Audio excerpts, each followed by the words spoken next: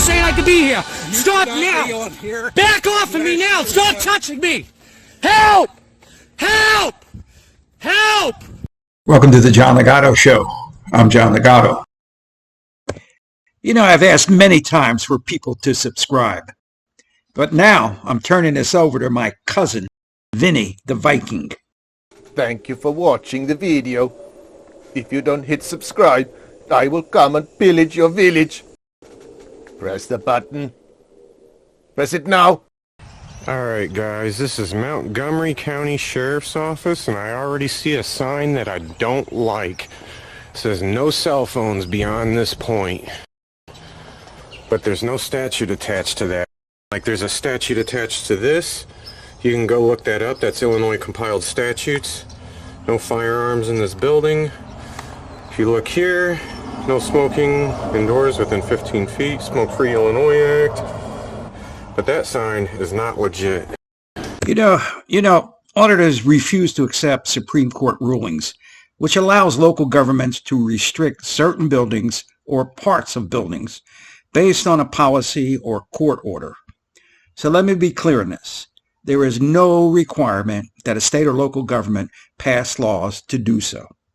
They can restrict filming in all or any part of their buildings. In the 1983 case of Perry Education Association versus Perry Local Educators Association, the Supreme Court identified different categories of government property for the purposes of determining the legal standard for the government regulation of speech. But the Perry decision concluded that, quote, in addition to time, place, and manner regulations, the state may reserve the forum for its intended purposes. The state, no less than a private owner of property, has power to preserve the property under its control for the use to which it is lawfully dedicated. So in this case, a judge's order restricting filming in a courthouse doesn't require a separate statute. Sir, you can have a seat until we're ready for you. All right. And you can point the camera away from me, please. I can't hear you. You can point the camera in the opposite direction. No, ma'am. I'm a journalist. I'm here to investigate your sheriff's department. I think I'll keep the camera right on you. The judge implied that I was just going around harassing people and calling it journalism. Hi. Yes, sir. How can I help you? I asked for a Freedom of Information request form. Okay. It's a simple paper form. Yeah, we do not have them at the sheriff's office. Our state's attorney's office has those. Okay, you guys don't have any forms here. Not over here. They're at So the state's attorney's office. that's a little odd to me because I've been doing this for 3 years and I know full well you should probably have one back there. Well, one, your employee back there was very rude to me.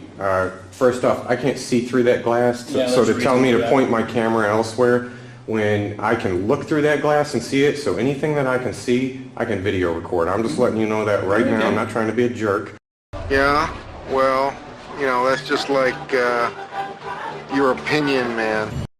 You've got a sign out front that says no cell phones in here, yet there's no state statute or county ordinance attached to that. I'd like to know about the no cell phones. I'd like to know if that's a county ordinance, and then I'm going to be walking around your jail. What was her deal? Why was she taking an attitude with me? And by the way, ordering a journalist to sit down. The judge implied that I was just going around harassing people and calling it journalism. And by the way, ordering a journalist to sit down when all I did was request a simple paper form is way out of line. This is America. I know if you've got that badge on your chest, you swore an oath. I can't even tell if that's a sworn deputy or not, but I'm going to find out. And I'm going to publish your entire... She just asked you to take a seat. It's everything. We do that with everybody that comes Sure through the didn't door. ask like ask to me. I've been asked things many, many, many times, and had she asked politely, I probably would have obliged. But if she's going to take that attitude with me, I'm going to want her name. I can't even tell who that is. I can't tell if she's a sworn deputy or not, and I want to know. So if you want to give me her name now, that would be a good start. Yeah, if you want to, you can come back in on Monday and speak with sheriff. Okay, you're not going to tell me the tax-funded employee's name. I'm not going to give out personal information in here, no. That's not personal information. You're a public That's her employee. Your name is O'Brien? Mm-hmm. Sergeant O'Brien. What is your sergeant? Mm-hmm. You're a sergeant. Yep. How long have you been on the force? For where, here or Yeah. altogether? A law enforcement period. If you want your freedom of information, okay, Alright. I've answered your questions. Yeah, I was just Go to the asking you how courthouse. long you've been a cop for. That's Been a cop for 7 years. 7 years. Okay. You guys need a bit of an education. What is the Okay, if you want to the go to the tab on courthouse your- and get that on Monday, you can do that. Okay. What's the tab above your name? What do you mean? This? Yeah. It's an emblem. Please stop answering questions. You don't have to answer the questions. He's not asking politely. You are under no obligation, duty of anything.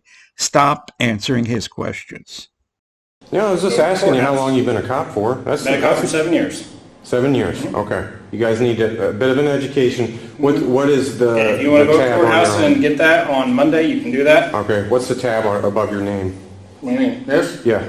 It's an emblem. Yeah. What's it mean? It's because I'm a SWAT operator. You're a SWAT officer even, and you're that ignorant of the law. No, I don't think so. So I'm if you want to pretty get sure that, that- you can go over there and get that if you would like Okay. to. Okay, sir, have a good evening. Yeah.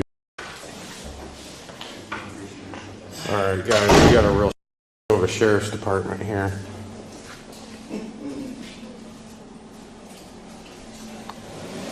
And since they're not going to divulge her name, I guess I'll just have to zoom in there and see if I can get an angle on it. And we're going to go out and we're going to take a look at all their vehicles around the property. Since they're obviously hiding something here, they won't even give a name. So we're going to see how they treat their vehicles around here.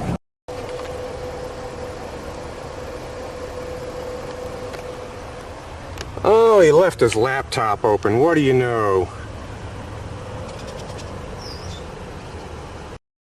That's a messy car. I don't see any loose ammunition or anything.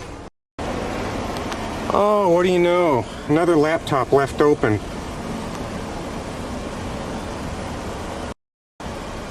Thanks for the free info, guys. My viewers are really gonna like that. This place is bad. S.W.A.T, and Jesus Christ, that is practically pointed at the ground. In fact, that license plates, both of these are in violation of Illinois Compiled Statutes because those license plates are supposed to be perpendicular to the ground, and they most definitely are not perpendicular to the ground. So they probably use that to sneak around so people can't identify them. Well, there's the cretin sticking his camera inside the police automobile. So to sum this up, the auditor threatens lady behind glass, questions a SWAT officer who wanted to pull the auditor's carotid artery out with 2 fingers, and then filmed inside police cars, acting like any of this was some kind of massive victory for the First Amendment. Now, this creepy cretin's next stop is probably the men's room at the bus stop. Not that there's anything wrong with that. The John Ligato Show is being broadcast from outside the gates of Marine Corps Base Camp Lejeune in beautiful North Carolina. Please subscribe and like. Semper Fidelis.